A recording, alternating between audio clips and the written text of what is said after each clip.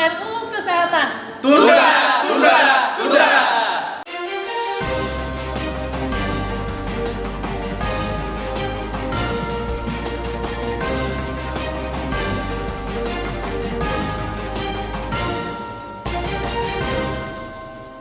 One Kawan TV1.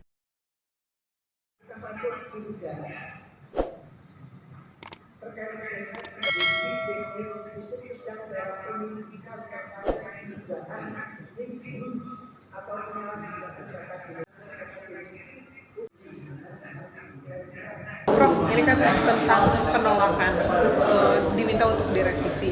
Memang penundaan. Nah, memang apa saja sih yang dirasa kenapa harus ditunda gitu? Karena memang ada apa nih di RUU Kesehatan Omnibus Law ini? Iya, sebetulnya cukup banyak ya. Tapi ada hal-hal yang sangat krusial dan penting. Pertama mengenai pembiayaan kesehatan. Pembiayaan kesehatan itu dihilangkan dari undang-undang ini.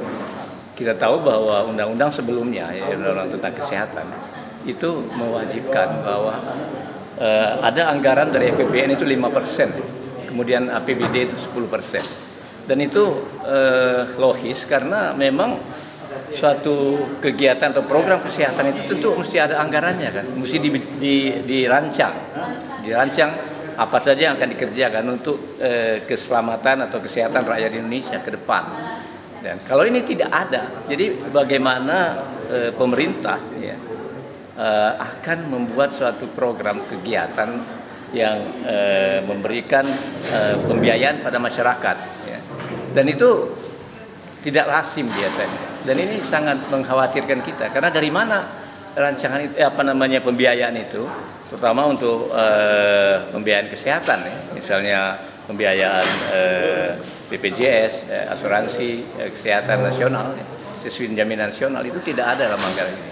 Dan juga barangkali banyak hal-hal yang lain, kegiatan-kegiatan untuk kesehatan masyarakat, ya, untuk meningkatkan derajat kesehatan masyarakat itu dihilangkan sama sekali.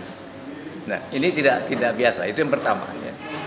Yang kedua, bahwa ada pasal-pasal yang menyampaikan, yang menyatakan bahwa masalah genomik, ya. Jadi data-data genetik dari masyarakat Indonesia itu yang tadi sudah disampaikan itu dapat terbuka aksesnya untuk keluar, dan ini sangat berbahaya, ya. Sangat berbahaya untuk ketahanan bangsa. Saya kira ini salah satu. Kemudian berbagai hal yang terkait dengan upaya-upaya kesehatan, ya. Kemudian peran dari pemerintah itu terlalu dominan terhadap hal-hal yang terkait dengan profesi kesehatan. Saya kira ini sangat berbahaya juga, karena kita tahu otoriti dari profesi itu memang sudah ada, otoriti dari pemerintah juga ada, tapi siogianya itu dilakukan secara sinergi. Jadi ada kolaborasi yang baik, yang sebetulnya dalam beberapa tahun yang lampau itu telah terjadi. Tapi dengan rancangan undang-undang ini, dengan menarik sekitar 9 undang-undang yang telah existing dan telah berjalan dengan baik, termasuk rancangan undang-undang pendidikan yang terkait dengan undang-undang pendidikan kedokteran, pendidikan spesialis dan sebagainya. Kita tahu kita sudah punya undang-undang pendidikan kedokteran. Itu suatu undang-undang yang lex spesialis sebetulnya, karena undang-undang ini berbeda dengan undang-undang pendidikan tinggi, ya. Ada hal-hal yang berbeda. Tapi undang-undang itu dicabut. Kemudian disampaikan dalam rancangan ini bahwa pendidikan kedokteran, pendidikan spesialis dan subspesialis itu dapat dilaksanakan di rumah sakit. Itu memang betul mungkin dilaksanakan, yang disebut hospital base, atau ada yang menyebutnya collegium base. Tapi ini tidak bisa serta-merta dalam satu waktu dengan membuat undang-undang. Saya yakin bahwa dan hampir percaya bahwa rancangan undang-undang ini apabila disahkan menjadi undang-undang, itu akan terjadi permasalahan yang luar biasa di tengah-tengah masyarakat. Ya. Memang kalau misalnya tadi Prof bilang pemerintah terlalu mendominasi dibandingkan dan tidak melibatkan ini ya dari. Iya, secara formal. Yang paling mendominasi yang dihilangkan itu. Yang secara formal memang sebetulnya dalam pelayanan kesehatan, khususnya dalam bidang kedokteran, ya, itu kan ada suatu professional authority, dan masalah etik kedokteran itu yang dapat melakukan atau menilai itu adalah profesi itu sendiri. Etik kesehatan, dari tenaga-tenaga kesehatan, perawat, bidan dan sebagainya. Itu hanya kelompok ini yang bisa. Nggak bisa itu misalnya disiplin dari profesi. Itu yang menetapkan atau yang memberikan sanksi dan sebagainya itu adalah dari kelompok profesi itu. Dan kita sudah punya yang namanya konsil kedokteran, ada majelis disiplin. Dan itu secara internasional sudah diakui sebagai Professional Medical Regulatory Authority. Ya. Tapi ini akan diambil alih oleh pemerintah. Dan ini suatu hal yang tidak lazim di banyak negara. Ini sangat berbeda sekali. Di banyak negara, suatu regulasi terhadap profesi kesehatan, profesi kedokteran, itu ditetapkan oleh kelompoknya sendiri. Ya. Saya kira ini yang suatu, ya kita bisa mengatakan ini akan menjadi, pemerintah akan menjadi super body dalam pelayanan ini. Saya kira itu. Ada satu contoh nggak, Prof, yang misalnya etika kedokteran misalnya yang diambil oleh pemerintah, itu ada yang misalnya satu contoh apa gitu yang belum ada, tapi nanti apabila misalnya ada seseorang dokter atau tenaga kesehatan diberikan sanksi dan ini bisa menetapkan, bisa naik banding dengan pemerintah, dengan menteri gitu misalnya, dan ini kan tidak lazim biasanya, ya, saya kira itu. Tapi ya mudah-mudahan ini tidak terjadi ke depan. Ya kita berharap undang-undang ini tidak menjadi kita mengharapkan tidak jadi masalah baru. Gitu. Ya. Jadi kita berharap tentu undang-undang dibuat oleh pemerintah, oleh DPR itu kan untuk keselamatan masyarakat, untuk kepentingan masyarakat, untuk ketahanan bangsa. Tapi dalam undang-undang ini, rancangan undang-undang ini banyak sekali hal yang bisa mengancam itu semua. Ya. Keselamatan bangsa akan terancam. Tadi disinggung bahwa ini bisa mengancam ketahanan kesehatan di Indonesia. Memang seperti apa sih ketahanan, seperti apa gitu kesehatan yang bisa sampai mengancam isunya? Jadi yang dimaksud mengancam kesehatan itu bisa dalam jangka pendek, jangka menengah maupun jangka panjang. Ya, kalau jangka pendek adalah misalnya monetary spending. Kita tahu monetary spending itu sangat menguntungkan, sangat menolong masyarakat berkebutuhan. Apa masyarakat berkebutuhan? Apakah anak, apakah orang tua, dan yang lain-lain. Dan mandatory spending itu merupakan perintah undang-undang dasar gitu. Nah sekarang kalau mandatory spending itu tidak ada, maka pelayanan yang diberikan kepada masyarakat itu bisa terganggu dan sangat tergantung daripada negosiasi.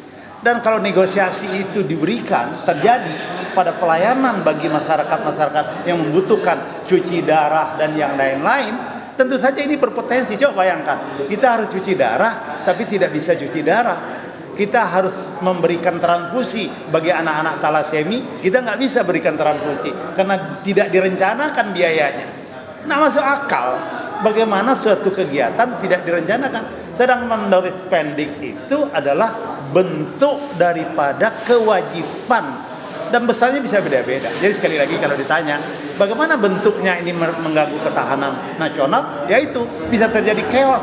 Dan ini pernah terjadi pada waktu 5 juta daftar nama-nama masyarakat yang mendapatkan pelayanan, kemudian namanya dihilangkan. Dan begitu dihilangkan, mereka butuh berobat, mereka butuh datang ke pelayanan, ke rumah sehat atau ke tempat-tempat layanan kesehatan, puskesmas, pusat kesehatan masyarakat. Tapi namanya dihilangkan dan dia tidak bisa, tentu saja dia akan marah gitu ya. Dan tentu saja nanti akan terjadi suatu reaksi yang tidak kita inginkan dari masyarakat. Karena masalah kesehatan adalah masalah hak yang mendasar pada itu dalam jangka pendek. Jangka panjang, kalau kita berbicara tentang ketahanan kesehatan bangsa kita, bahwa biodiversity di kita kan luar biasa, dan kita punya hutan yang sangat luas, kita punya jamur yang luar biasa, dan semuanya itu merupakan kekayaan hayati, dan negara-negara lain pun juga menghargai itu. Maka negara-negara, antar negara-negara yang beradab itu membuat tadi yang saya sampaikan, ada 14 rekomendasi. Dan rekomendasi itu harusnya dapat dijalankan, didukung oleh undang-undang, dan undang-undang itu ada biayanya. Bisa nggak undang-undang tidak ada biayanya? Jadi itu terkait. Jadi sekali lagi, Ini bukan lebay mengatakan bahwa ini masalah ketahanan bangsa. Ini ada yang bilang ini masalah dokter, nggak ada urusannya sama dokter. Urusannya ID, urusan perawat, urusan bidan, enggak. Ini benar-benar sesuatu yang mendasar dalam ketahanan kesehatan kita. Bayangkan mandatory spending, genom dan perlindungan pada tenaga kesehatan. Itu kan penting.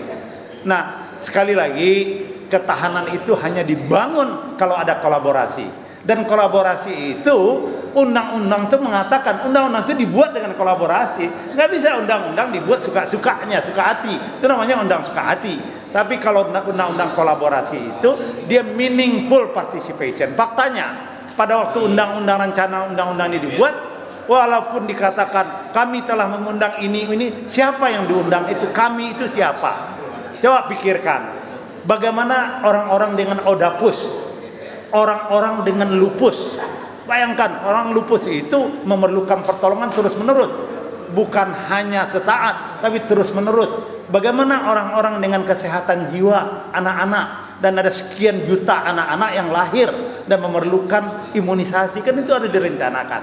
Jadi sekali lagi, nggak ngada-ngada, tidak mengada-ngada, tetapi tentu saja kita lakukan ini dengan sungguh-sungguh, dengan eviden, dan kita lihat medical populisme, kepemimpinan yang dilakukan tanpa eviden dan kemudian mempertentangkan berbagai pihak dalam satu keadaan, bukan kolaborasi, maka akan merugikan. Kita lihat bagaimana medical populisme itu dikerjakan di berbagai tempat, di Brazil, di Filipina, dan mungkin juga di kita, mungkin ya, sehingga COVID itu kita mengalami beban yang berat bagi ekonomi maupun jumlah casualty, kematian yang besar, terutama pada tenaga kesehatan.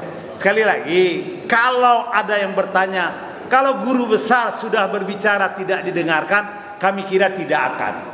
Ya, kami yakin betul bahwa pemimpin-pemimpin negeri ini menghargai apa yang menjadi kuntum melati yang mekar dalam hati guru besar. Dan adik tadi melihat sendiri bagaimana Profesor Tukman Tulus Putra, orang yang kita tuakan, begitu juga Prof. Sri Edi Swasono, ada Prof. Hafizin Abbas, dan yang lain-lain yang tidak bisa hadir, tetapi mereka mendukung ini. Kalaulah tidak Prof. Sri Edi Swasono itu dalam usia yang tidak sehat, tentu dia akan naik ke lantai 3 ini. Begitu juga yang lain-lain. Jadi sekali lagi, kalau ditolak bagaimana? Enggak ditolak, insya Allah akan didengarkan. Tapi kalau qadarullahnya ditolak, tentu kita juga akan memakai pendekatan yang benar, yaitu kolaborasi. Kita akan kolaborasi tersebut dan kita akan terus menjadikan teaming.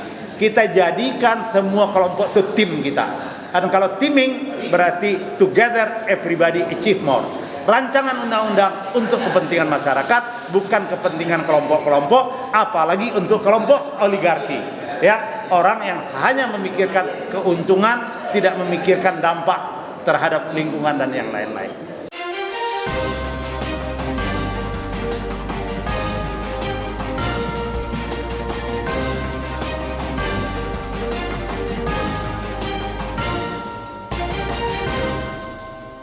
One Kawan TV 1